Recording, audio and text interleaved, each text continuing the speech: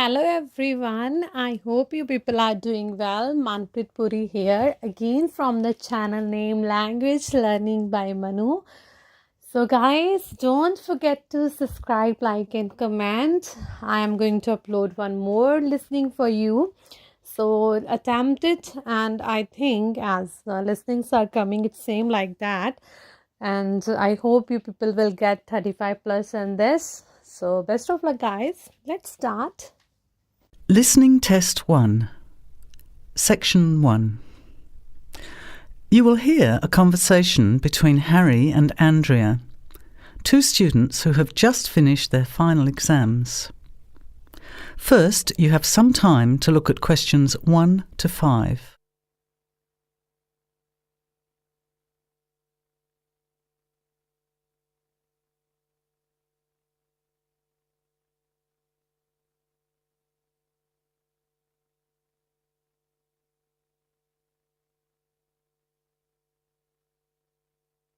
Notice that an example has been done for you. This time only, the conversation relating to the example will be played first.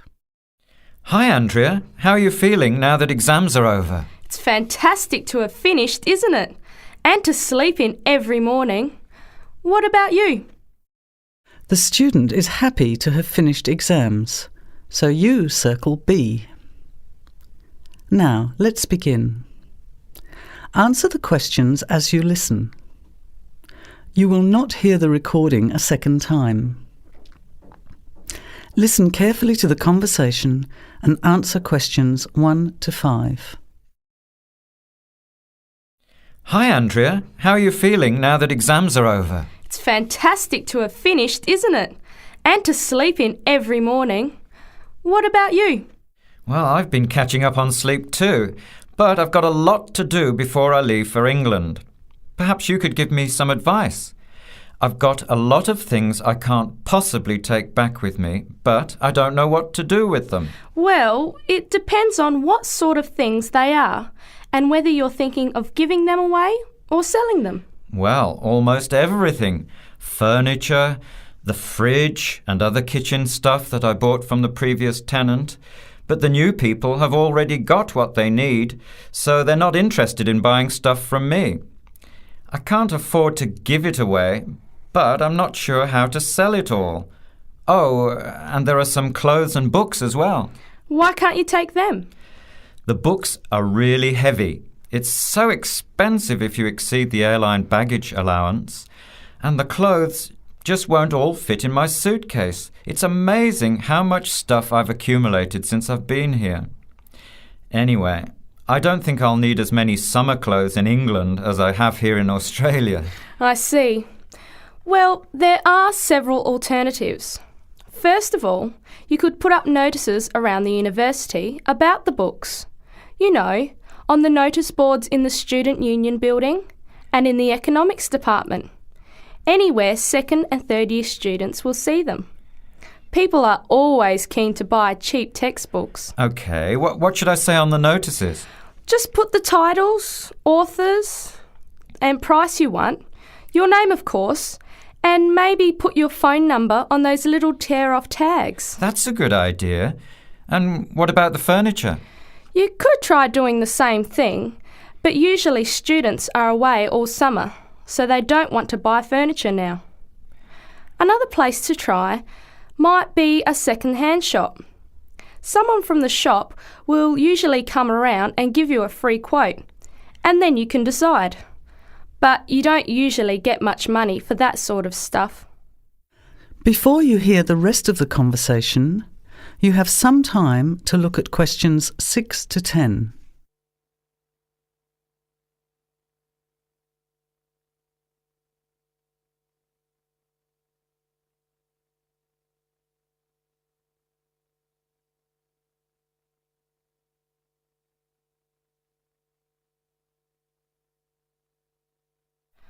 Another alternative is to put an advertisement in the Trading Post.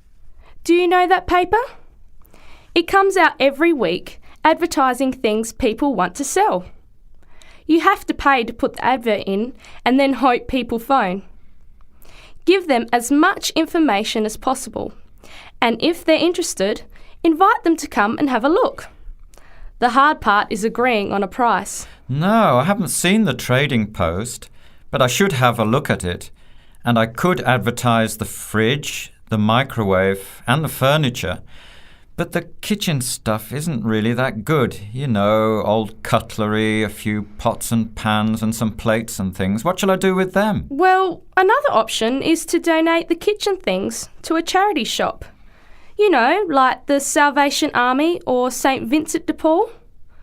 Why don't you get a second-hand shop to give you a quote first? Yes, I could do that. Find out how much they'll give me and then decide whether to sell them or give them away.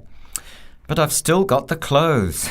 A charity shop will take them too, as long as they're in good condition. And even though you don't get any money, at least you know that someone who really deserves some help has benefited. That's a good point. I'll advertise the expensive stuff, the furniture, and donate the clothes and kitchen stuff. Let's go and buy a trading post and you can help me write the advert. Well, actually, I'm interested in buying the fridge and the microwave, depending on the price, of course. OK, let's see how good you are at bargaining. That is the end of section 1. You have half a minute to check your answers.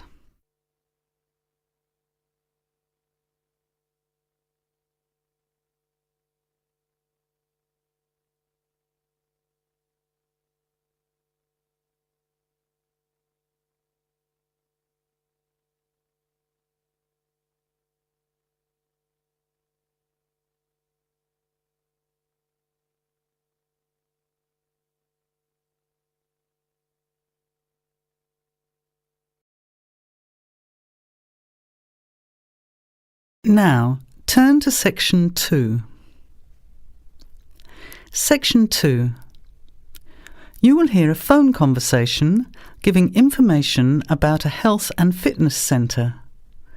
Before you hear the talk, you have some time to look at questions 11 to 16.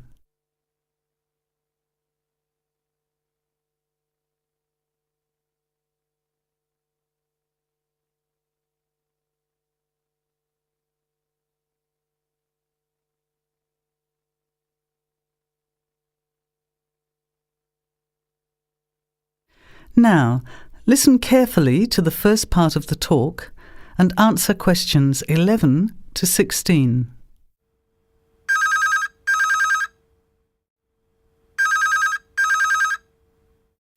Hello? Hello, is that Ms. Heidi Jones? Yes? Good morning, Ms. Jones. I'd like to take a few minutes of your time to tell you about the Seven Oaks Health and Fitness Centre, which is in your suburb. Would that be convenient? OK. Well, the centre's not far from you. It's on the corner of Marion Street and Giles Street and has a large car park. It's open every day of the week, opening on weekdays at 6 a.m. and at 9 a.m. at the weekend. It closes at 9:30 p.m. Monday to Friday and on Saturday at 4 p.m. and Sunday at 2 p.m. We also have childcare Monday to Saturday from 9 in the morning until midday for a small extra charge, so you can leave your children in safe hands while you attend one of our classes, or perhaps have a swim, or if you just want to relax in the spa and sauna or steam room.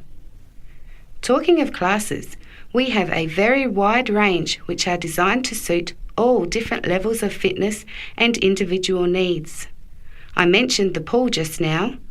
Well, in addition to swimming laps or just relaxing, we also offer aqua aerobic classes, which are 45-minute classes that use the therapeutic effects of water. This provides a very safe and effective exercise and is suitable for all fitness levels, as well as being a lot of fun. Many people who haven't been exercising for a while start in the aqua classes, as do people who need to take care after hospital surgery, for example. These classes are very popular and are scheduled every weekday, Monday to Friday, and on Saturday afternoon and Sunday morning.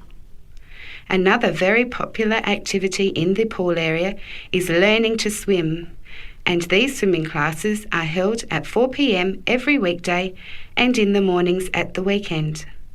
By the way, they're open to both adults and children of any age. Before the talk continues, you have some time to look at questions 17 to 20.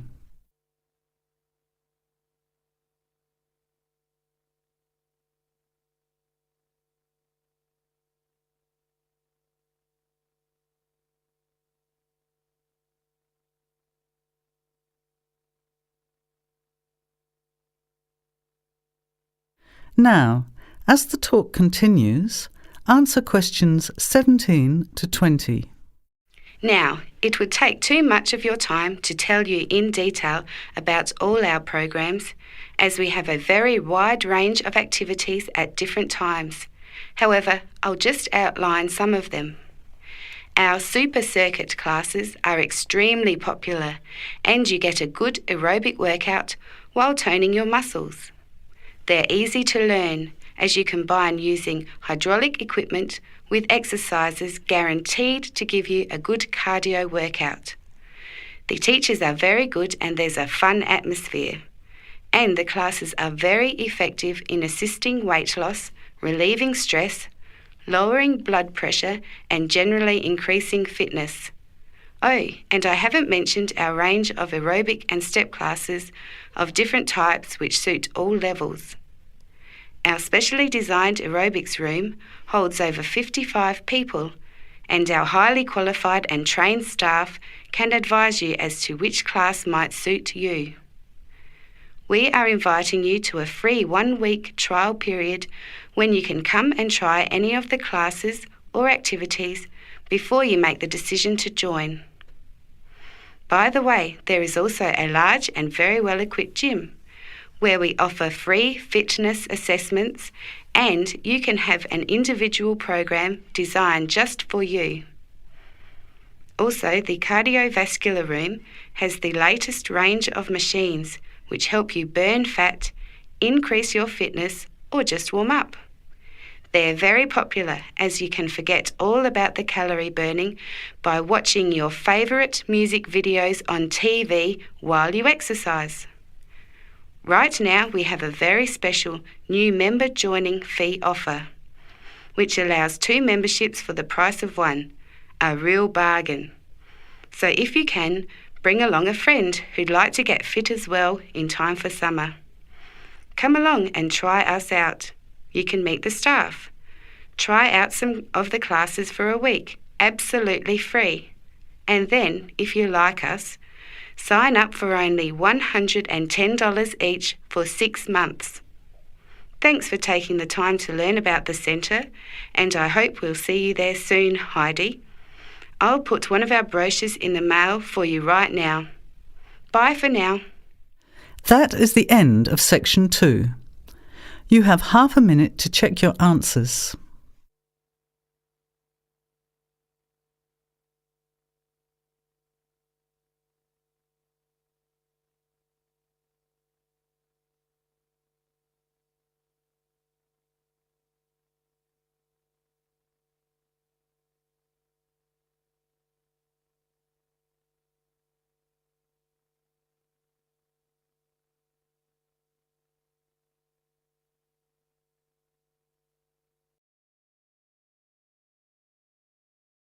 Now, turn to section 3.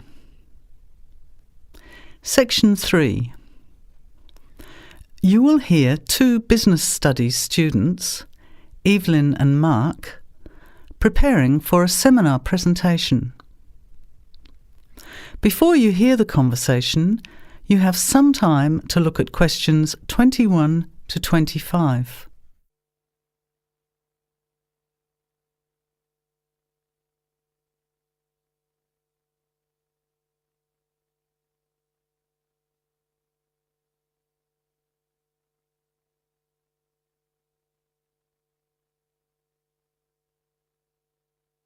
Well, I think the marketing of food would be a good topic. I read a very interesting article the other day about the Canadian food market. I I suppose everybody's interested in food, even if it's trying not to eat. Why Canada? I know that's where you come from, but isn't it just all North America really? No, that's why I thought this article was interesting. Although lots of US companies are well established in Canada, and vice versa, there are still subtle differences between the two markets. It says here, the Canadian market is definitely not a northern clone of the US. I like that. And it says that if you understand these differences, it can have a big impact on successful food marketing. So I know that Canada has a big French-speaking population in Quebec. Is this what they're referring to? Not only French and English speakers, there are many different ethnic groups in Canada. It's really quite multicultural. For example, Toronto has large Asian and Italian populations, and Vancouver's got a large Asian population too. And because Canada's population is small, these groups make quite an impact, introducing new styles of cooking. So you can see lots of unfamiliar vegetables and things in the markets, and new restaurants are opening every day. It's great if you love trying out new foods, as many people do. Which kinds of food are becoming popular? Well, some Asian food, I'd say, has been popular for quite a while, like Chinese. But now, Southeast Asian restaurants are becoming very fashionable. Then there's Mediterranean, of course, such as Greek, Italian, and so on. But Caribbean and Mexican food is really taking off among young people these days. So are the supermarkets starting to stock the ingredients that are needed to prepare these foods at home? You know, all those unusual condiments and sauces. Yes, that's right. It's quite interesting going to the supermarket, isn't it? And noticing how they're introducing sections for foods of different nationalities. You can buy quite exotic products locally these days. The article mentioned that 80% of the Canadian retail market is controlled by 8 major national supermarket chains, so that when they introduce changes, they can happen quite rapidly. OK. Well, how are we going to organise this seminar then? I made some notes on the trends in the Canadian market, about changing tastes, and also patterns for where food is consumed. I thought maybe we could summarize it into a chart or table, and maybe use the overhead projector to present it. Good idea. Maybe I could have a look for similar trends and tastes in Australia and the UK for comparison. Let's have a look at what you found. Before the conversation continues, you have some time to look at questions 26 to 30.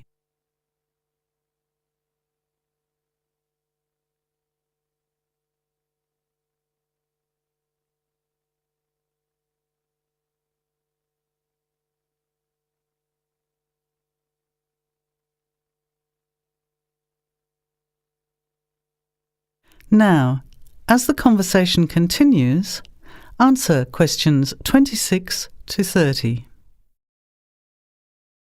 The most significant trend, it seemed to me, was that Canadians are definitely interested in healthy food. For example, did you know that salads are the 3rd most commonly eaten food in Canadian restaurants? Really?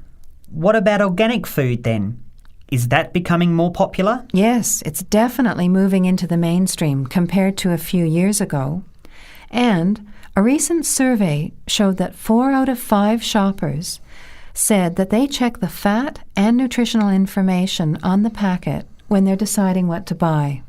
What other trends did you find out? There's one change I noticed straight away when I was home last year in the meat department. You know, here the meat packaging says rump steak or 4-quarter chops and so on. Well, they discovered that most consumers these days didn't know what to do with these roasts and rounds and ribs. So the government approved a new naming system for cuts of meat, which is related to the required cooking technique. What a good idea. I've never really understood the difference between sirloin, rump, round and all those names. So how many new categories are there? 8. There are 3 kinds of steak, for grilling, for marinating and for simmering. And then there's what they call quick-serve beef, for stir-fries, I suppose. And premium oven roast, pot roast, and stewing beef. It's a great idea, isn't it? I hope it catches on here. I agree. Any other trends that you thought were significant? Well, what's really interesting is what the article called mobile meals. In other words, more and more Canadians are eating meals away from home, but not just eating more junk food. They're projecting a 40% increase in snack food sales over the next 3 years, and the growth is coming from healthy snacks. You know, the ones that have less cholesterol and fat, such as muesli bars, health food bars, and those types of products. Apparently, in the food marketing jargon, they're called nutritious portable foods, which means healthy snacks. The other major trend is that young people are doing more of the food shopping these days, so marketing has to be aimed more at them, as well as more conventionally at the mother. Thanks, Evelyn. I think we'll have an interesting discussion about these trends and the comparisons with other English-speaking countries. I'll see if I can get some information about them to compare with yours, and meet you on Friday to put it together. See you then. Bye. That is the end of section 3. You have half a minute to check your answers.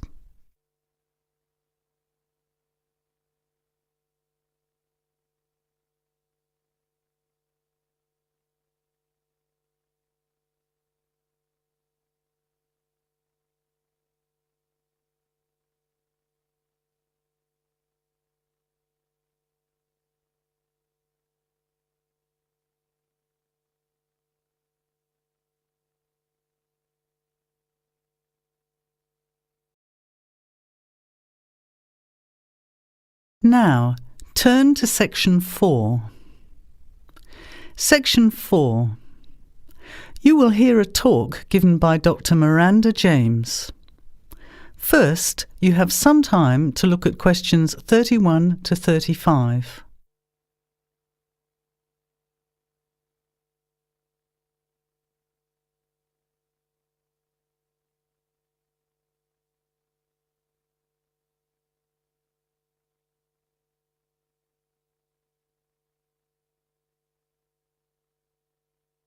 Now, listen carefully to the talk and answer questions 31 to 35. Good afternoon, everybody, and welcome to the first in a series of talks we have arranged for the Overseas Students Association this semester. Dr. James has very kindly agreed to speak to us today on the topic of public speaking, and judging from the large numbers of you here, it's clearly a subject of great interest and relevance. Dr. James. Hello. It's good to see so many of you here, and hopefully what I'm going to tell you will be useful to you both here at the university and in your future employment. Many people avoid speaking publicly, by which I mean in front of, say, 10 or more people. Not because they lack the ability, but mainly because they lack confidence, which is really only due to lack of practice. Today, as a consequence of the influence of television, audiences expect speakers to be relatively brief and to the point, in addition to being well-informed and interesting or entertaining. Probably the most important part of public speaking is what you do beforehand, by which I mean preparation. This includes practical details, such as knowing precisely what your topic is and exactly how long you are expected to talk for. You should also plan the content thoroughly. A good strategy is to write out the content as you intend to say it, and then make brief notes, preferably on small cards, which you use to talk from. This way you sound more natural. You incorporate pauses while you look at your notes, and you can then look at your audience while you are speaking. Never read your speech without looking at the audience. Eye contact is a very important part of communicating with an audience. So deliberately move your head and look around at your audience. Pauses are important, as most people, when they are nervous, tend to rush through their speech. Now you have some time to look at questions 36 to 40.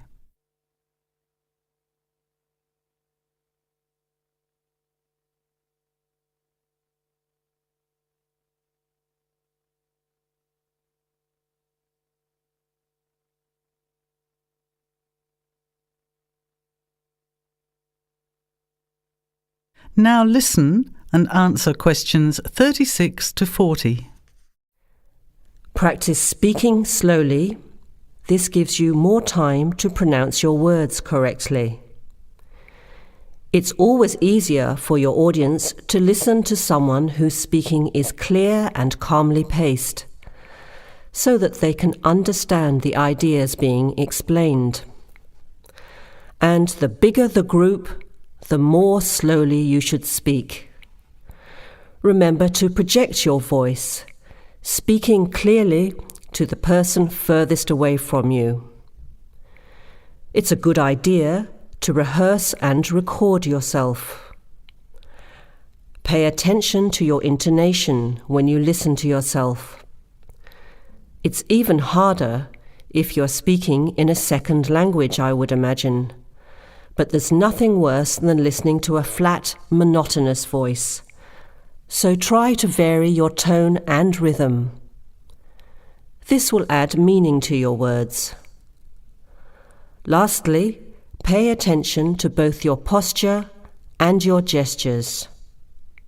A confident person stands or sits in a small group with their head up, chin out, and shoulders back. Try to avoid scratching or fiddling with your hair or beard, or pens, jewellery, and so on. These movements can distract and irritate your audience. Yet you may be unaware of them yourself. Another reason for rehearsing, preferably with feedback from a friend, or better still, on video. I hope these few tips will make your experience of speaking in public a little easier. Remember, practice makes perfect. That is the end of section 4.